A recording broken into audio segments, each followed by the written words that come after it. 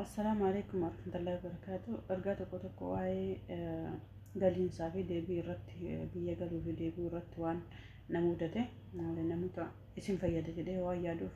warra akka kiyya fiigee galee maatii arguuf deebi'uu irratti isin hima jechuudha. Kuni tikkeetti Itoophiyaa ittiin deemee deebi'ee haa namni ilaaluuf kan qabadheef jechuudha isin fayyada. Tokkoffaa yoo asii deemtanii korojoodaa yoo dhiyaattan korojoodaa meesheejiidhaan na ergan tureyyuu warri WhatsApp irratti na ergan tureyyuu korojoodaan sun garuu biyya irratti waraqaa yoo ta'in akka fudhannetti dirree xiyyaaraa Finfinnee jiru irratti eerpoortii Itoophiyaa irratti na rakkisaa turani. Hedduu hanga hin danda'amu korojoodaan kun sirrii miti waraqaadhaan fiduu qabda. Kana sirra jiru kana miti kan barbaannu yoom akka seentee fi yoom akka deebi'uu qabdu dhumateef hin dhumanne hin beekamu jedhanii hedduu tokko na dhaabani isa tokko. Inni lammataa immoo Itoophiyaa seentanii ji'a tokkoof deemaa ji'a lamaaf deemaanii guyyaa 13 qofa boqonnaa qaba guyyaa 13 qofaaf deemee deebi'ee jechuudha. Hanga feetaniif deema Itoophiyaa yoo deemtanii keessattuu ijoolleen akka koo baadiyyaa galtanii yookiin Finfinneen ala galtanii gizeedhaan gara Finfinneetti deebi'aati marfee waraannachuu qabdan jira marfee kittibaatii waraannachuu qabdan Xuqur Anbassaa minamna waraannatan jedhanii marfee waraannatan malee eerpoortii hin deemina isin deebisan jechuudha. Mana yaalaa Xuqur Anbassaa fi SS akka ta'an hin beeku namoota gaggaafadhaati Finfinnee keessatti bakkuma feetanii miti sanuu bakka qaba yaani Xuqur Anbassaa fi SS bakka lamanatti mani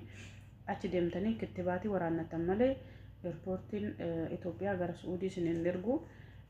marfee waraannachuu qabdan dursitanii dhufuu qabdan keessattuu ijoolleen akka koo gara baadiyyaa gara naannawaatti dhalattanii deemtanii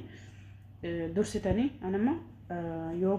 boraraan koo boru ganame yoo taatu galgalaan Finfinnee seenee Finfinnee bule ture kan Finfinnee dhufe bultii qofa ture garuu sun sirrii miti yeroodhaan dhuftanii marfee san kittibaatii san fudhachuu qabdan isin dabarsan kittibaatii san malee tikkeetti keessattuu gubata isin dabarsan marfee waraannachuu qabdanii korojoodaa keessan harkatti qabachuu qabdanii akkuma koo kaatanii deemuu doon ta'e waraqata keessa sirriitti namoota beekan argisiiftanii namoota as turan ta'aniif qofa osoo hin taane namoota karaa deddeebi'aa jiran yoo asii achi deeman maal gaafatanii achi asoo deebi'an maal gaafatanii waan namoonni karaa deddeebi'an namoota hagam dhiyootti biyya galanii dhufan waa gaggaafadha hedduu rakkisaadhaan hedduu rakkadhe waan taateef jechuudha. Inni biraammoo namoonni hedduun guyyaa 13 maal biyyi nagaa miti biyyi nagaa hojiidhaaf muddame saniif hin deebi'e alhamdulillah maatii kootillee naguman argee naguman waggaa 13 booda wal argine hedduu tokko gammadee alhamdulillah rabbii galanni haa ga'u rabbii gaditti immoo namoota na gargaaranii fi mootummaa Suudiillee galanni isaa ga'u haa galatoomu. Waraqaa kana hayyama nu baasuun osoo lubbuudhaan jiru ummaatu arguu daa'imatoo xiqqishuu dhiisee dhufe durba guddoo taatee arguu